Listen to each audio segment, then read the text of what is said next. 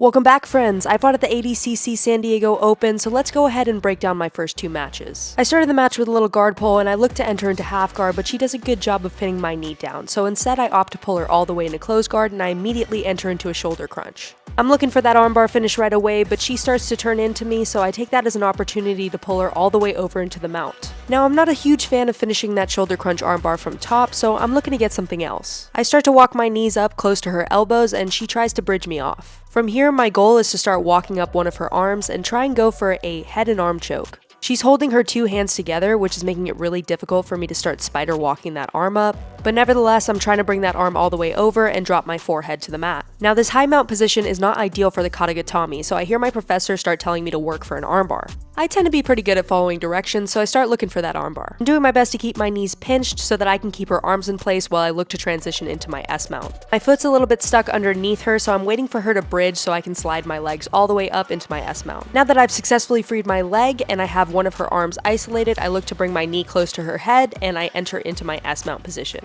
I'm trying to keep everything tight as I look to start digging under the arm. I look to start finding some space in between her arms so that I can start securing it and look to step over. Again, trying to keep everything really tight, I adjust my position a little bit, bring my knee closer to her head, and wait for the right opportunity to frame her face and step over. Once I step over, it's pretty much gone, I break her grips, and I get the tap. That was the end of the first of 4 matches. Let's take a look at the next one.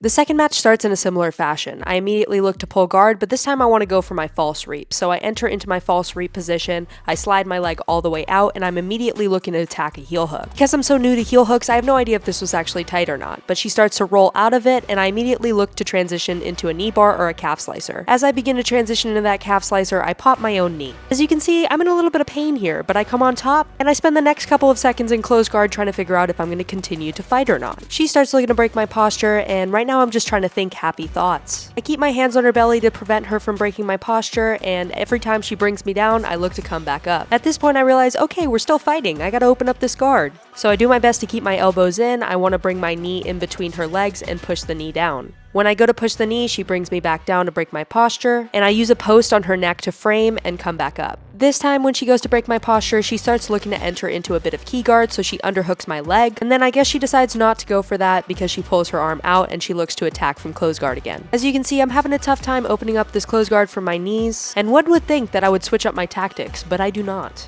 I continue to stay on my knees, I push her belly down, and I look to open up the close guard in the same way that I've been trying for the last minute and a half. Because it takes me so gosh darn long to open up this close guard, let's skip ahead to when I do. Okay, finally, after eons of sitting in that close guard, I push the knee down and I look to enter into a knee cut. She starts to frame my face, so I bring my hips low, I go palm to palm, putting some pressure on her face, and I slide all the way through. After securing my side control, I put my knee on her belly and transition all the way into the mount. I immediately look for that katagatame, I get my rear naked choke grips, and I start to put the squeeze on.